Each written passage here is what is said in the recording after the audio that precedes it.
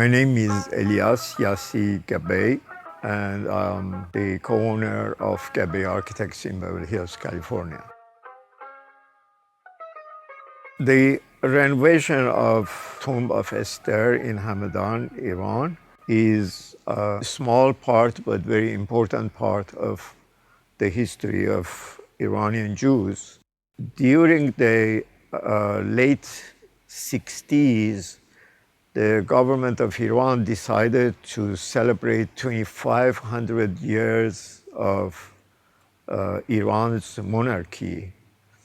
It was a multi-million-dollar project because they invited the heads of states from all over the world, and they erected a tent city actually in the middle of the desert around Persepolis. Every entity, company, community, and minority group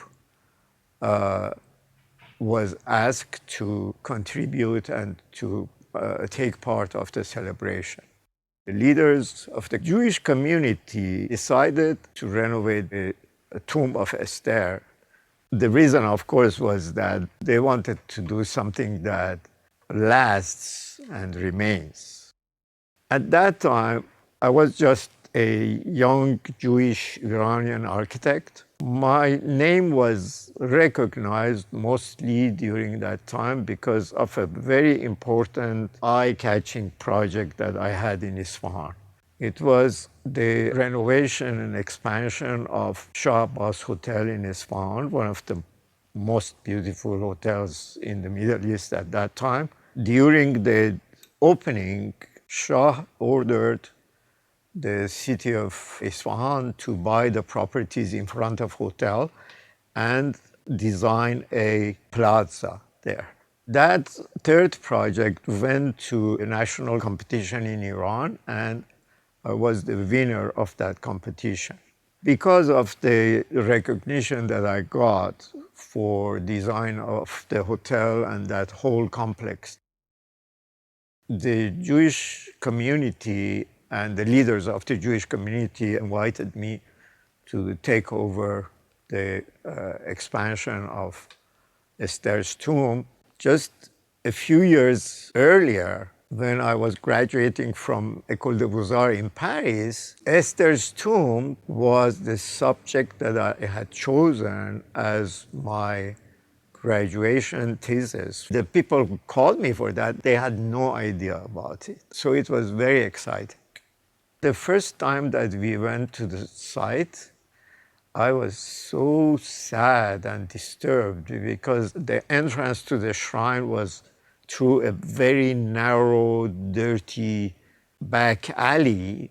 You couldn't see anything of the tomb from outside. They purchased the properties in front of the tomb. After the properties bought and was demolished, it was really a sort of relief because I had space to work now. It was like a white sheet of paper.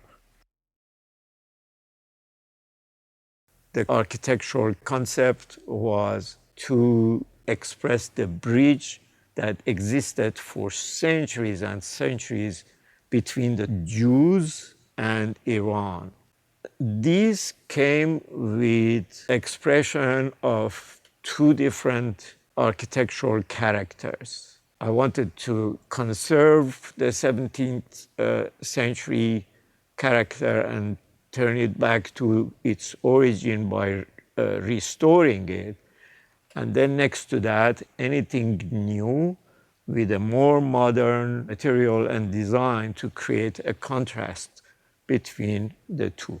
I used the space in front to create a formal and elegant stairs, very inviting to the shrine. And that was for two reasons. Number one, to erase the feeling that I had in my first visit from that dirt alley. And the second was really the whole stair was designed as a bridge. So from the entrance, you come up through the stair, and go to the shrine, but this whole piece is like a bridge hanging in the air. All the elements that was built new, a small synagogue, a outdoor space for holiday prayers, and another space for candle lighting, all these were placed underground, below the level. The only exposed part is the roof of the synagogue. That the roof actually was designed in a way that it's suspended from a structure, and that structure was designed in the shape of a Star of David with a sculptured skylight that was supposed to reflect the light over the bima during the prayer. This is the only Star of David that you can see easily from space through Google Earth. The ceiling of the synagogue from inside is a reflection of the structure on the top. And the difference is that in this design, I have used a brickwork that is again very Iranian in character. And this is the triangle that brings the light shining over the bima. And this is the bima where they are supposed to just keep the holy book, the Torahs, in it.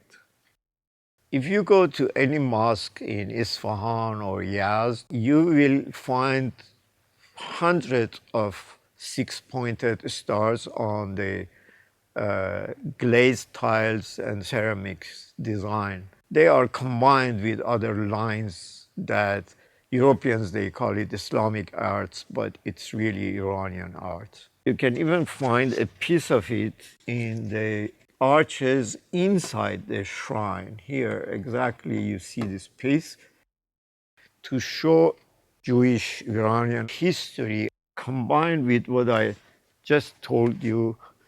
I was inspired to design this fence and railing for the street fence.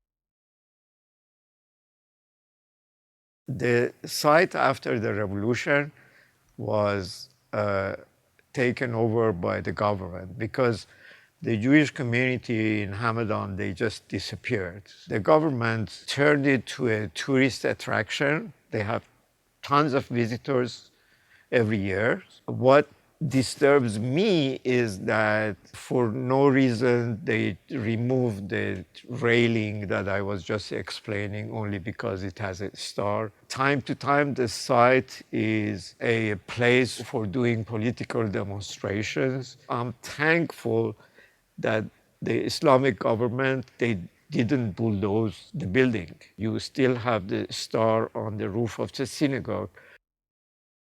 One of the amazing features of this tiny building is the entrance door. The entrance door is 4.5 feet tall by 6-7 inch thick, one single piece of granite. And this single piece of granite, it turns in a buck of oil like hinge. And that's the way that the door opens. One very unique feature of this door is the lock. The lock was designed in a very tricky way. The lock was inside. You could have access through that hole that you can see in the pictures. And when you look from outside, the door is closed and you don't know how to open it. But again, they have destroyed that unique system and they have put a huge steel lock right over the granite. Diarna is the name of a nonprofit organization.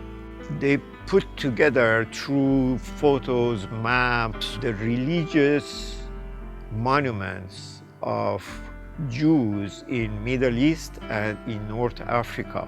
They created this amazing 3D model. You can visit the tomb virtually, actually. Through Google Earth, you can see this model from different angles. This was designed by just ideas that I had to dig in my memory because all the plans, they were left in Iran.